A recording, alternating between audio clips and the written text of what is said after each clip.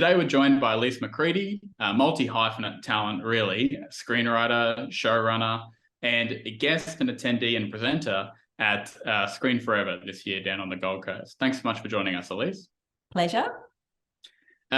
You're obviously very much a multi-hyphenate, and you're also you've had an incredibly successful career so far, both in television and in film. We've seen feature films from you like Ride Like a Girl, directed by Rachel Griffiths, as well as, you've done your TV series Stateless, and you have your new series coming out on Disney Plus, The Clearing. Can you talk a little bit about how you got into the industry and what that journey looked like for you? Yeah, sure. My journey was quite circuitous. I started as an actor, and I'd wanted to be an actor for, honestly, as long as I can remember. There was just nothing else I would ever wanted to do. Never thought about being a writer or a director. Which is ironic because I grew up in a house with absolutely no television and we almost never went to the movies. But the house I grew up in was full of books. And so there was really nothing else to do but read or be read to by my dad, as it turned out. And as he read to me, I always visualized the worlds that, he was reading or I was reading to myself. Maybe everybody does this, I don't know. But in my head, it was like moving pictures, and I knew exactly what the characters looked like, what they wore, what the sound of their voice was, everything. So whenever I watched an adaptation of a book, I was like heartbroken. It was like, that's not them. That's not them. That's not right. So I think that was the start. And then I went to uni. I did an arts degree at uni, and then I went and did a 3-year acting degree at VCA. And then for most of my 20s, I worked as a working actor. But here's the thing, and this leads nicely into the panel that I'm doing at Screen Forever. I was incredibly frustrated during that time in my 20s, not because I didn't love acting. I absolutely did, and I was, deeply ambitious as an actor. But this was the 90s, okay? And the roles that I was being offered or auditioning for were incredibly limited. I had prostitutes and young working class mothers. That was my absolute, go-to, especially if they could cry. If they could cry, I was in. The role was in the bag. But the thing at that time in the 90s, TV and film was so skewed to the male protagonist. And so, I can remember sitting in waiting rooms with like 5 other actresses, all of them brilliant, not that I necessarily was, but they were, and we'd all be going for the same role, and it would be some shitty role, in a show where there'd probably be 8 male roles to 1 female. And usually the character description for that 1 female role was something like, Eve is statuesque and stunning, but wears her pain, close to her chest and is always, close to tears, or something like some bullshit like that. And so this was the 90s, remember? Anyway, it's a long way of saying that at the ripe age of about 28, I went, enough, this is just not right for me. And I could whinge about it for the rest of my life, or I could try and do something about it. And so I think, storytelling for change, that for me was when I wrote a film script, not really knowing if anything would come of it. But it came very much not from a desire to be a screenwriter or even a director. I ended up directing it. But it came from a desire to see change, basically. And, the young woman in my film was called Strange Fits of Passion, and it was about a young woman who wore a very ugly grey coat all of the time, never took it off, and she was trying to lose her virginity and failing. And that film ended up going to the Cannes Film Festival, and I directed it. And so everything kind of shifted for me then and set me on a very different path from being the jobbing actor. And so, when I think about the panel and really for me, writing that film was about wanting representation to be different. It didn't come from an ambition to be a writer or a director. As I said, it really just came from wanting what we saw to be different from what I was auditioning for. But I would say, even though I moved away from acting sort of when I was in my 30s, it was for me the greatest training ever. Like, I'm so grateful now for all those years when acting was like my great love, because I've also quite recently realized that what I do now is actually, it's really not that different, because I sit in a room, I create character, I think about backstory, trajectory and emotional and psychological storylines for character. And I mouth every single line of dialogue I write in my room. So it's actually just the same muscle I'm using, but the application's different. And now I get to play all the roles, which is kind of cool, even if it's just in my room. Well, you obviously mentioned the panel as well that you are speaking on. And it's interesting that you take that lens to it, storytelling for change, because that wasn't one, reading it online, that wasn't one that I had, I suppose, looked at, changing the industry itself with the storytelling that you're doing. Do you think the panel in general is going to touch mainly on that, or is it also going to touch on other types of change as well? Well, there's 3 of us on the panel, so I think that, it'll be different stories and different perspectives, obviously, from those different creatives. But I think it will be, to some degree, we will talk about why we choose the stories, we choose to tell and why. And also, I think we'll get to this, but yeah, the compromises that you do need to make to get those stories made. I think it's an interesting provocation, really, storytelling for change for anyone, because it did make me think about why I made my first film and why I moved out of acting, because that definitely wasn't out of not loving acting. So it was definitely about change. And then it made me think about my other work. And, with the majority of my work, I think there is that something in there that's pulling me, that's, telling me that this story needs to be told. I mean, not every time, because obviously when you're starting out, you accept jobs that may not be that. But I think now I'm in a position where I definitely wouldn't do a job without that real sort of feeling of that red thread in me that's saying, this needs to be told. And with Ride Like a Girl, for example, when that came to me, I was most interested in the story of Stevie, Michelle Payne's brother, because for me, it was just this fantastic opportunity to tell a really positive and amazing story about this young boy with Down syndrome. And that's something that I feel really strongly about, the visibility of disability, and want to explore, and will explore in some future projects I'm working on. And obviously then shows like Sunshine and Stateless, they really come from a place of wanting to show different perspectives and extend the kind of the worlds that viewers are accepting as, as normal, or the only worlds we get to watch. And, you mentioned Stateless. You obviously wrote what became the award-winning series, which deals with a number of characters in pretty vulnerable situations. And a lot of those characters are tackling really big world issues as well. When it comes to tackling a world issue, or tackling something with sensitive subject matter, even someone like in Ride Like a Girl, someone with Down syndrome, what sort of responsibility as a writer do you feel towards the subject, and what sort of opportunities do you think that other writers can realize in that situation?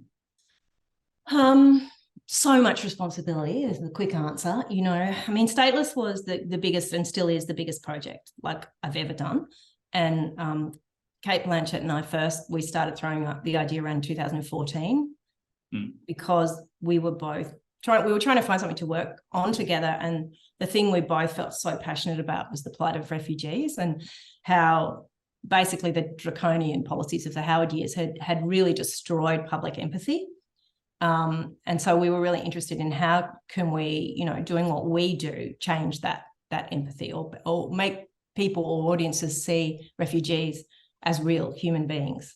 And so the development process of what was to become Stateless began, and Tony Ayres came on board. But it took 5 years of, and in that 5 years, I spent the whole time researching, interviewing, and everybody from ex-detainees to guards to politicians to nuns to so-called people smugglers, and anyone who had any connection to those desert camps, basically.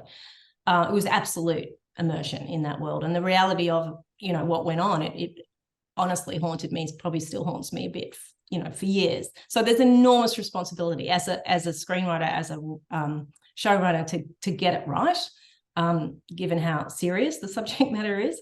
I can remember waking up in the middle of the night just covered in sweat, just terrified that I would let people down, who'd shared their stories with me. In Adelaide, when we were already shooting, and I had to write the final episode of the series, and I had to lock myself away in a hotel room for 3 days to do it, because we were already shooting and it was too hard to concentrate.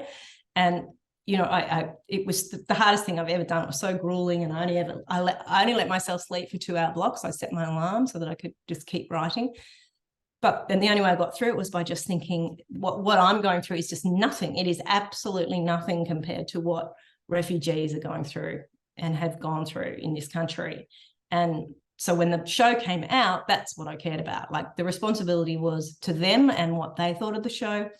And that mattered so much more to me, the messages I got and the emails I got from those people, than the reviews or whatever, or the awards, because, I wanted so badly to get that right, and felt like I really had such responsibility. Yeah, and it's great to hear that, like, the way that you dealt with that going into it was like that full immersive engagement with those communities going forward. Totally, yeah. I think it's also about, it then becomes an authentic story, doesn't it? Yeah, I mean, it's people sort of laugh at it, but truth is far stranger than fiction. And a lot of the details in Stateless that seem so ridiculous to an audience or to an objective eye, they're all true. That's how horrific and awful, and it was in that sort of detail that we found such truth in the story and truth for the characters. I think that came all through the research and people's generosity in speaking to me. And when you're tackling those big issues as well, and you're pushing the boundaries, or with content that can be challenging for audiences, is it harder to get those projects off the ground? And also, I suppose then, since when you first got into writing, and even when you first got into acting, have you seen a change in the industry in terms of the appetite for those sorts of projects? Well, to the first bit of your question, yes, it took 5 years. So from 2014, and then we were shooting in 2019, and that's how long it took to finance it. And Cate and Tony worked so hard to get that to happen, because I think everyone we took it to was very scared of a show about refugees, either politically or because they saw the subject matter as incredibly dark and depressing. And that was just not something they wanted, at the time. It may not be different now, but, there was also criticism when it came out about the white characters are very centered in Stateless. And, I take that on the chin, because they absolutely are. But the reason they are is there was absolutely no way we could get it financed any other way. Cate had to act in it, and we had to have the heft of like a Jai Courtney and Yvonne and Asha, because without that, the show was dead. And, I found that through the process quite sad and frustrating that was the way. But, we all had to ask ourselves, do we want to make the show or not? Because the choice really did come down to, you make it that way or you don't make it. And, and I stand by that it needed to be made. And yes, it's unfortunate in some ways that it's so white-centered, but I'm still glad it got made, because I think the story, is told, that it tells, is so important to our historical kind of memory, and that we don't forget those years of the desert camps and what that government did to refugees. So, I mean, I'd like to say, so that was financed in 2018, and I'd like to think, to your point or your question about now, I'd like to think it wouldn't be that way now, but cynically, I don't know. I wonder. I think maybe it would be the same. You'd still, if you want to tell a very complicated, dark story about a group of people that potentially that there aren't star actors that can play them, it's very hard to get that financed. Obviously, you then had to compromise on something like that. As a writer, do you feel compromise is inevitable, or do you think that there's a place for elements of it to not have to compromise? I think it's inevitable, honestly, because basically, I'm a writer, and so I'm a storyteller, and I come at the work as a storyteller. So I'm interested in all sorts of things, but the bottom line is that I'm interested in unique, interesting stories that tell the audience something, or make them feel something, or they make them want to cry or laugh, or make them furious and want to send a letter to the minister, whatever it is. That's what drives me, the human experience, reflecting it. And a broadcaster, streamer, they might want all of that as well, but in most cases, they're a business as well.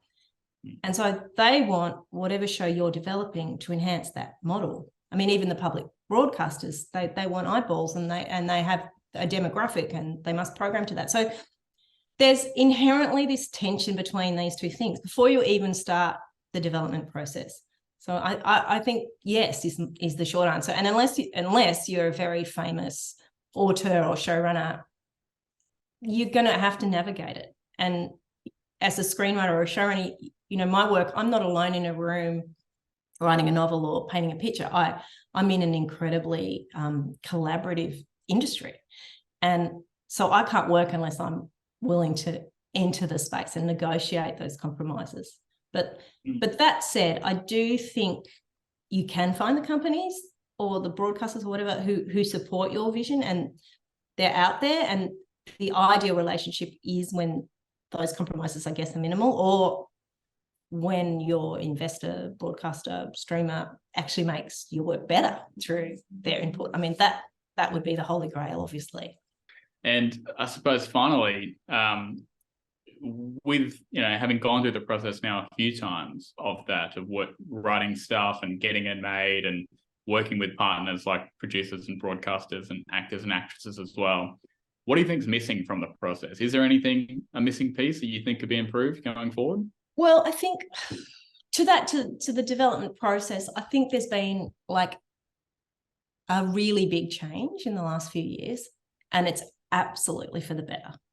I mean, I can remember like probably 5 years ago, it was not uncommon for a rose room to be only white and male, honestly. I was in rooms where only I and the note taker were female, and that's not long ago. And now that would be absolutely unheard of. So that's quite a big change, I'd say in a short amount of time. And the ABC, SBS, Screen Australia, they've been really fantastic, I think, at paving the way too for culturally diverse creatives to have a proper seat at the table. There was a sort of period, I think about 4 or 5 years ago too, maybe even earlier, maybe 3 years ago, where cultural consultants was the thing, and culturally diverse writers or directors were brought in as cultural consultants. But that meant really, what were they doing? They were sitting in rooms basically consulting white people on their own culture and getting 0 credits. So I think a lot of those creators called bullshit basically on that, which is fantastic. And so I feel like that's a massive change. And so now stories that are being told about whatever they're being told about, whether it's sexuality, disability, cultural specific stories, those creatives are now, not every time, but hopefully every time, getting writing and directing credits, or even show running credits. Like a show I worked recently on, Appetite, as an EP. The creator is the showrunner, Mahini Hurst. So I think there's been massive changes in the last 5 years. And honestly, I think as much diversity as possible in writers' rooms is really the way forward. Well, thanks so much for your time, Elise, and really looking forward to seeing you down at Screen Forever and seeing the panel.